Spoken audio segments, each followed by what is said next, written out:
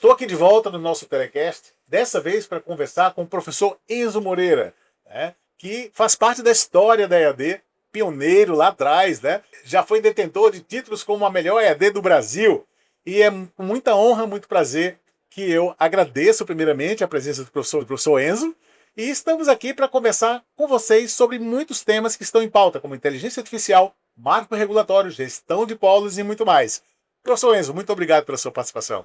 Olá, professor David. Eu agradeço imensamente o convite. São temas interessantes, eu adoro falar sobre isso, você sabe disso. E obrigado pelas gentis palavras.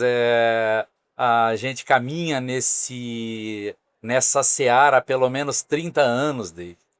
Quando iniciamos um processo pioneiro na Unisul, com a Unisul Virtual, Sim. em Santa Catarina, há 30 anos atrás, né?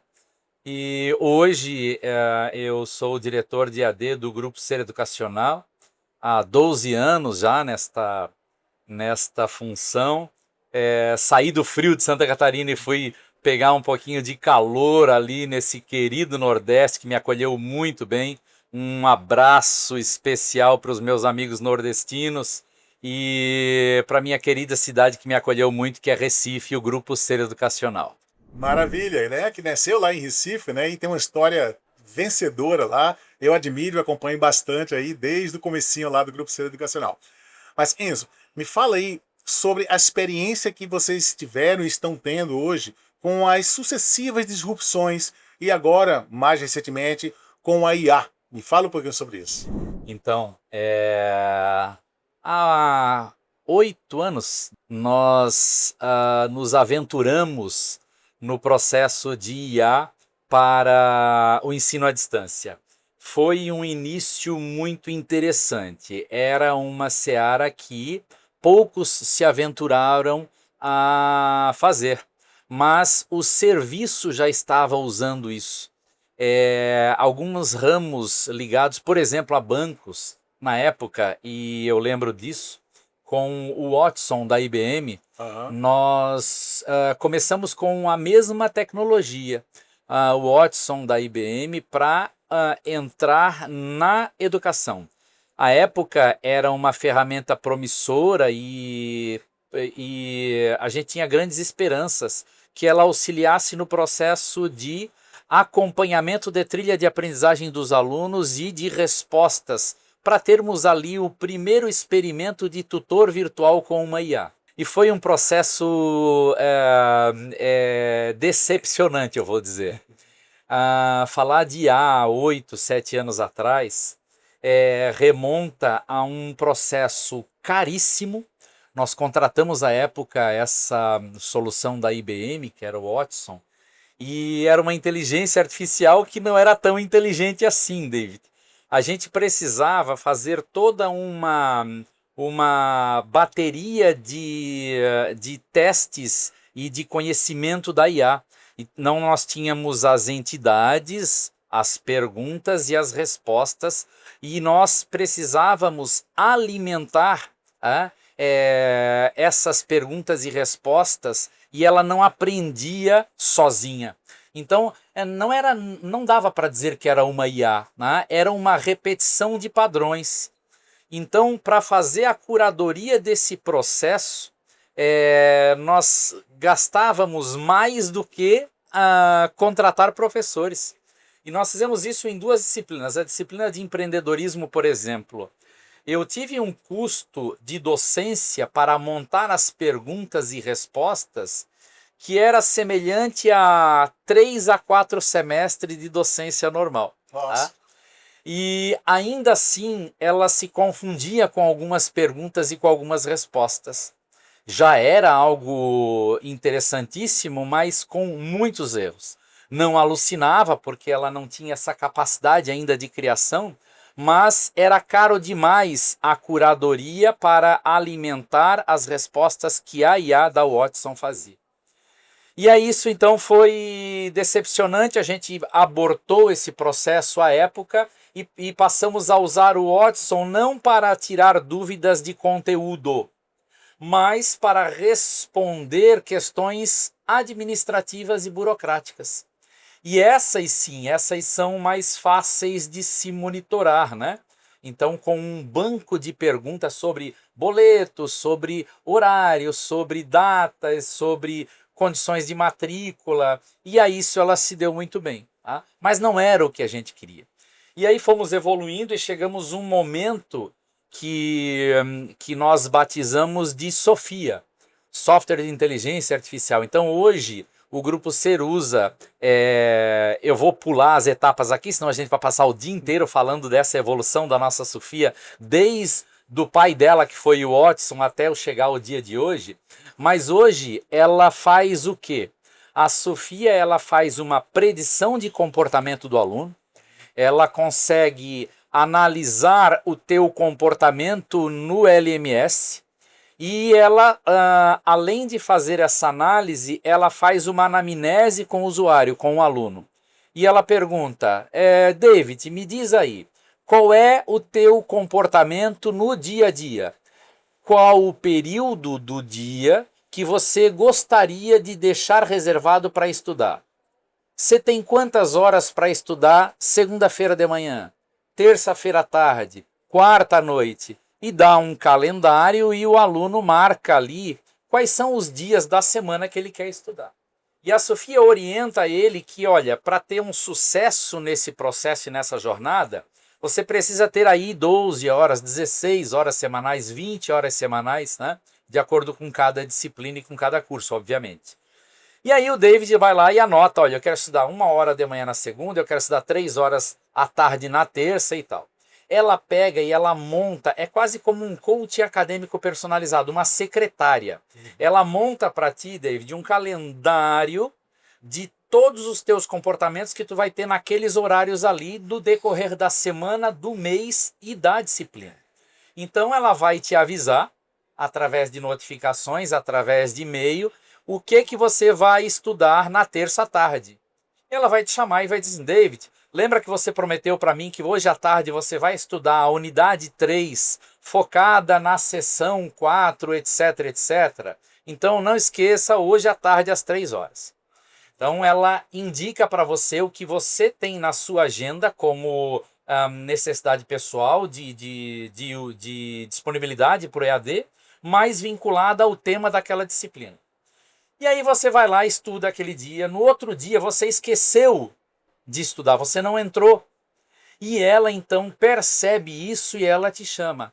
Poxa, David, você prometeu para mim que ia deixar 1 horinha da quarta-feira à noite para estudar a unidade 3 e você não entrou no AVA. Aconteceu algum problema contigo? Você teve alguma dificuldade de conexão ou alguma coisa pessoal? Você precisa de alguma ajuda? Quer reagendar o estudo dessa unidade para um outro dia na semana? E isso nós conseguimos uma redução no processo de evasão, David. Muito legal. Então lembra dessa história que eu contei para ti, desde o Watson, que era simplesmente transformar o professor num professor virtual, que óbvio a ideia não era muito legal, né? A gente hoje tem uma Sofia que não faz uma substituição de docente, mas ela entra como um coach acadêmico personalizado que vai ajudar a tua rotina acadêmica. Eu acho que esse é um uso importante da IA, David, quando a gente pensa em produzir soluções de IA para auxiliar o nosso aluno, tá? Eu sei que está se falando muito hoje como o aluno vai usar a IA para ou o ChatGPT, ou Humanos, ou qualquer outra coisa, para a produção ou coautoria de alguma coisa. Mas aqui no Grupo Ser Educacional, a gente pensa em soluções de IA como produto, como desenvolvimento de ferramenta para auxiliar na jornada acadêmica. Interessante, né? Quer dizer, então, que antes mesmo da avalanche do ChatGPT, vocês já usavam isso aí. Então foi realmente muito pioneirismo, né? Senso de inovação também. E que bom, né? Então a coisa evoluiu bastante, né? Mas me fala uma coisa, Enzo. Houve resistência dos professores, da equipe de vocês para utilizar essa tecnologia?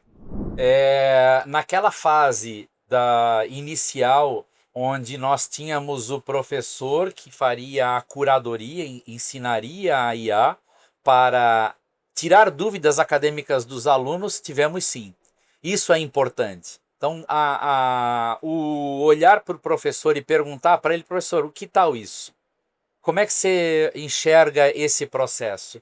Esse feedback que nós recebemos foi um feedback preocupante, porque fez nós repensarmos essa linha de condução.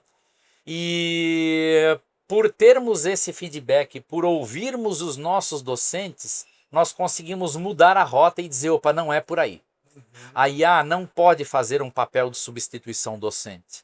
A IA tem que ter um papel agregador no processo de construção do conhecimento do aluno.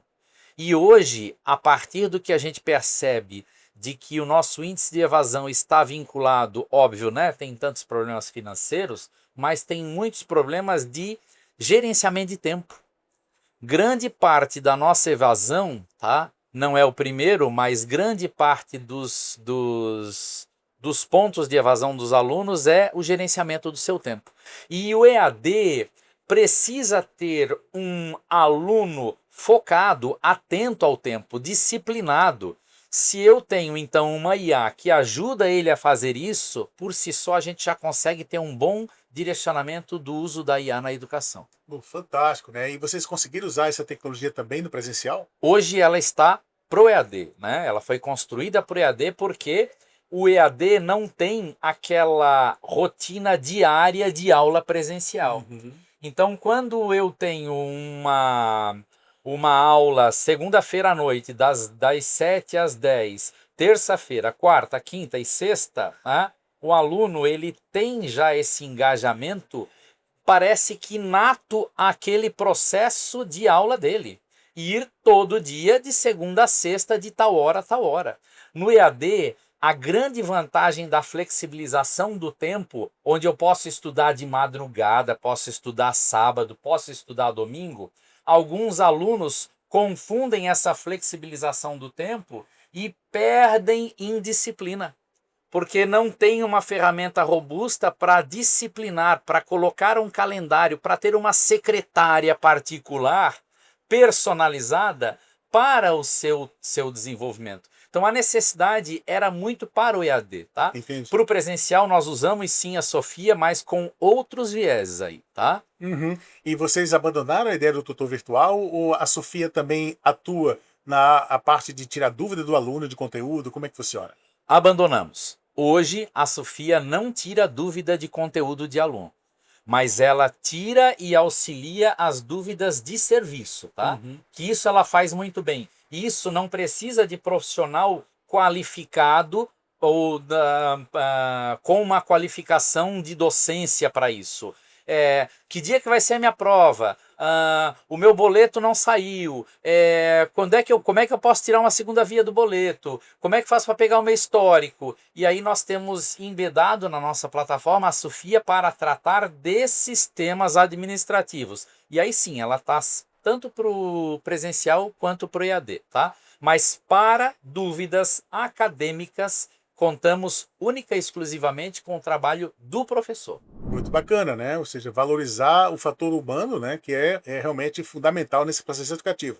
Mas Enzo, já que a gente falou em dúvidas administrativas, vocês também utilizam essa tecnologia de inteligência artificial na gestão de alguma maneira? Sim, na gestão, na predição de evasão principalmente, que é uma outra área, isso sim usado no presencial e no EAD. Também com Sofia, toda a nossa estrutura de inteligência artificial tem uma persona que a gente chama de Sofia, né?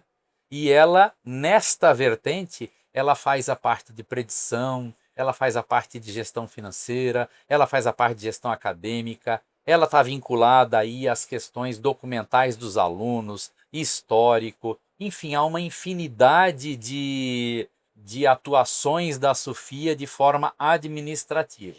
A parte de gestão estratégica, isso é na parte da gestão tática e na gestão operacional, tá? A parte de gestão estratégica, obviamente que não. Essa ainda estamos lá, senão eu não estaria aqui, né? Que eu não precisaria desse título diretor de AD, mas a parte de gestão estratégica no topo da pirâmide, nós a utilizamos como uma consultora. Eu acho que todo mundo usa hoje, né? Como uma consultora para nos auxiliar, para que a gente possa tomar decisões no nosso cotidiano. Entendi, claro, claro. Decisões estratégicas com base em dados, né? Exatamente. Interessante.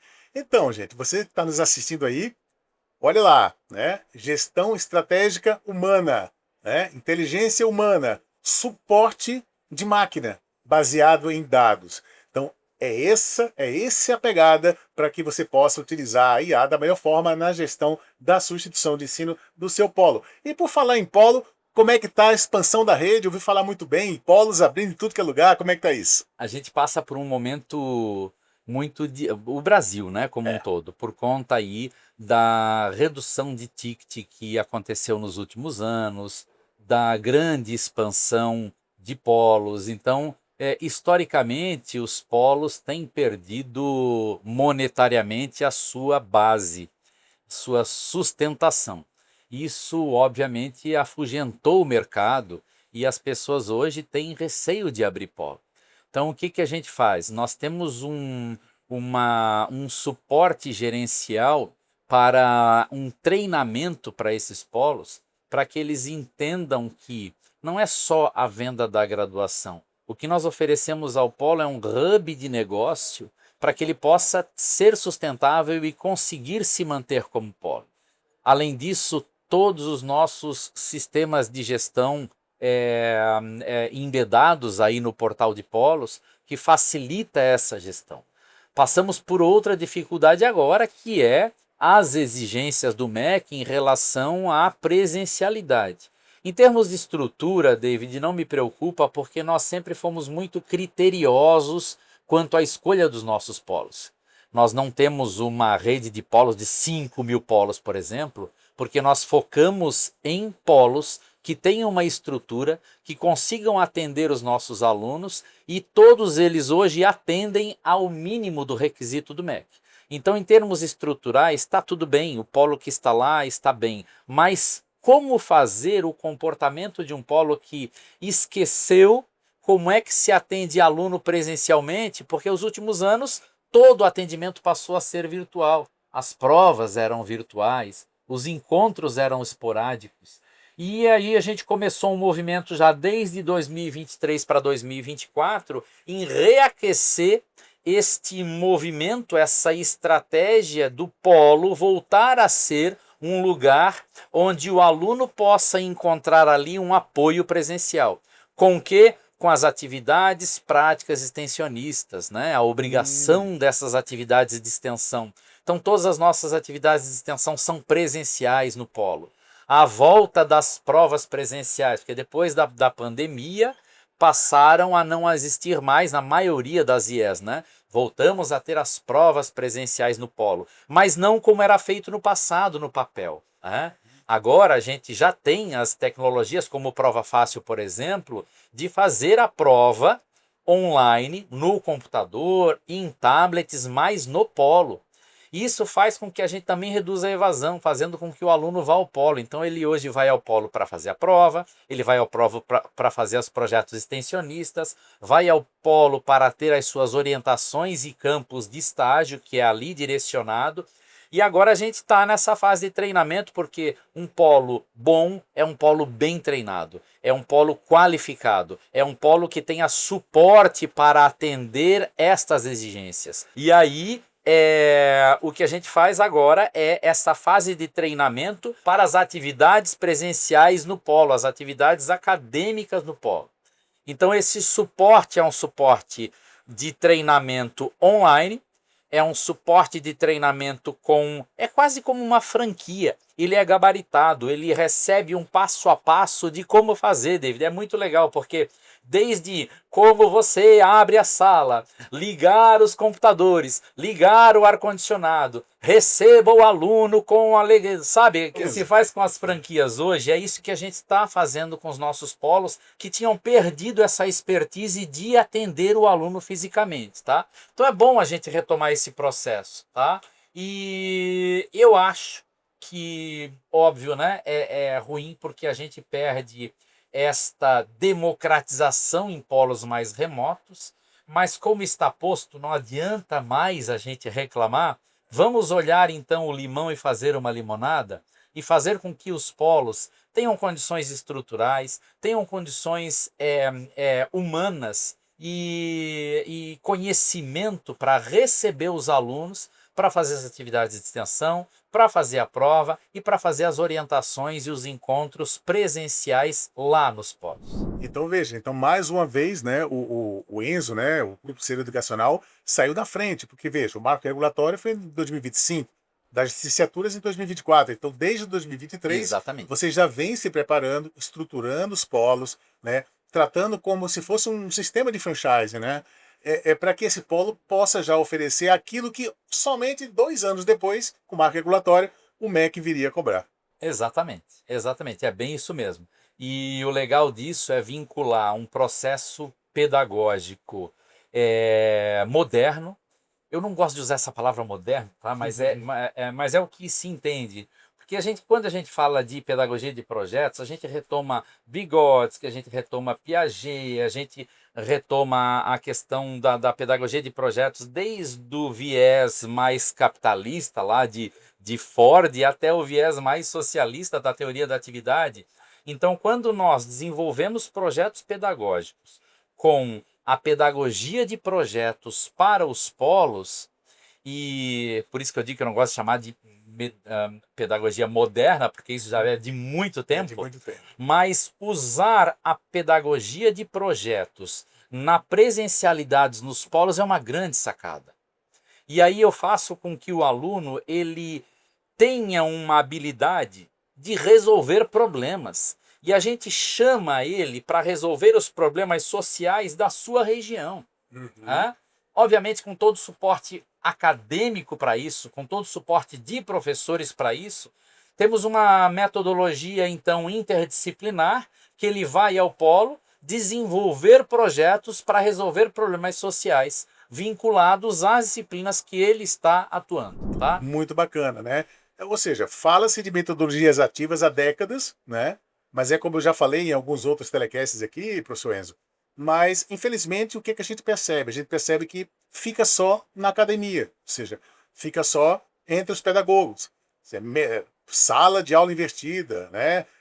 Peer Instruction, a PBL. Então, isso é muito bonito, mas fica só na teoria, fica só na literatura.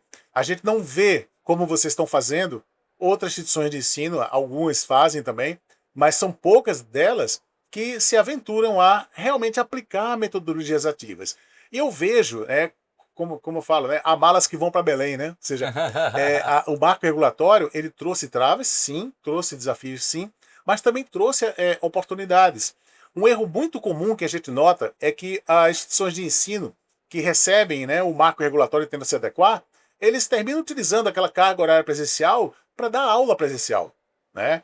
Quando, na verdade, eles podem utilizar muito melhor essa presencialidade para fazer o aluno se socializar, se engajar no projeto, encontrar com sua equipe, né? Contextualizar o projeto dentro da sua região, o que é muito mais relevante do que fazer aquilo que ele pode fazer em casa, que é assistir a aula, né? É interessante que isso, obviamente, tem custo. E esse custo eleva ticket, tá? A gente não pode ser leviano em dizer que tudo bem, vai ficar como está, porque não vai. O ticket vai aumentar, essa é a tendência. E só não aumentou ainda de uma maneira um pouco mais pesada, porque algumas instituições ainda estão esperando a virada da 381 para efetivamente implantar isso. E óbvio, isso vai fazer com que a gente saia daquela educação bancária, né? A velha educação bancária. Mas eu acho que não é culpa ou não é mérito do novo marco sair da educação bancária para uma educação mais participativa, mais social e com metodologias ativas. Porque se fosse isso, o próprio EAD poderia sim ter atividades práticas, reflexivas, completamente domiciliar. Sim. Quando nós não tínhamos essa obrigação da presencialidade, e isso ainda tem e nós vamos manter, nós temos estratégias de experimentação domiciliar, onde o aluno faz experimentos com insumos que ele tem em casa. Em alguns dos nossos cursos, nós encaminhamos a eles esses insumos. ele recebe em casa, por exemplo, os alunos de engenharia, eles recebem uma maleta que é um laboratório de engenharia elétrica, Muito interessante. com vários equipamentos, circuitos, né? E toda essa parafernália. E isso já antes do novo marco. Então, a pedagogia moderna, volto a dizer esse nome que eu não gosto, mas a metodologia ativa, a gente podia fazer 100% online, tá? Sim. Não é mérito ou nem culpa do marco transformar uma aula EAD bancária para ativa, tá? Eu posso fazer isso 100% online. Mas, obviamente, com a presença no polo, eu tenho mais condições, é o momento de virada para eu fazer uma pedagogia ativa ali. Vai me entristecer muito se eu encontrar cases onde esta presencialidade acontecerá com momentos de aulas bancárias, os alunos sentadinhos enfileirados e tendo um professor ou um mediador pedagógico, sei lá, fazendo aquela aula de 200 anos atrás. Tomara que isso não aconteça. Tomara mesmo, né? E tomara que essa carga horária presencial, desculpem, mas eu acho absurda, né? 50% para licenciatura, pelo amor de Deus, né? Um país que precisa de professor, não 50 não faz não sentido, né? Concordo em gênero, grau. Pelo menos seja utilizado da melhor forma. Da melhor forma. Né? Que não é assistindo aula, com certeza. Mas é isso. E você concorda com a gente? Como é que você está pensando em utilizar a tua carga horária presencial? Alunos enfileirados? Ou momentos de projeto, de engajamento, de socialização? Escreve aqui embaixo. Eu quero ouvir a sua opinião. E, claro, agradecer aqui essa figura ilustre, o meu amigo Enzo Moreira, que está aqui nos prestigiando, né? Relatando aí suas experiências riquíssimas no mundo de EAD, que, aliás, eu sou aprendiz dele, viu? Aprendi muita coisa com ele. Eu também aprendi muito contigo, meu amigo. Bons tempos. Trabalhamos juntos, inclusive. Isso. Inclusive, a primeira live que eu fiz na pandemia foi com você, lembra? Foi, verdade. No meio da pandemia, a gente fez uma live super gostosa e foi muito enriquecedor aquele momento. Foi, verdade. Professor Enzo, muito obrigado por esse momento, tá? E todo o sucesso do mundo para o Grupo Educacional, que mora aqui no coração. Você sabe disso, né? Sou eu quem agradece, meu amigo. Estou aqui sempre à tua disposição. Um grande abraço, um abraço a você e um abraço a todos os nossos ouvintes aqui. E um grande abraço para você que acabou de testemunhar esse momento ímpar aqui com o professor Enzo Moreira, nos dando aqui um verdadeiro show, eu já ia dizer uma aula, né? Eu não gosto da palavra aula, né? Um encontro, né, de troca com você que ama a educação assim como a gente. Muito obrigado e até o próximo Telecast.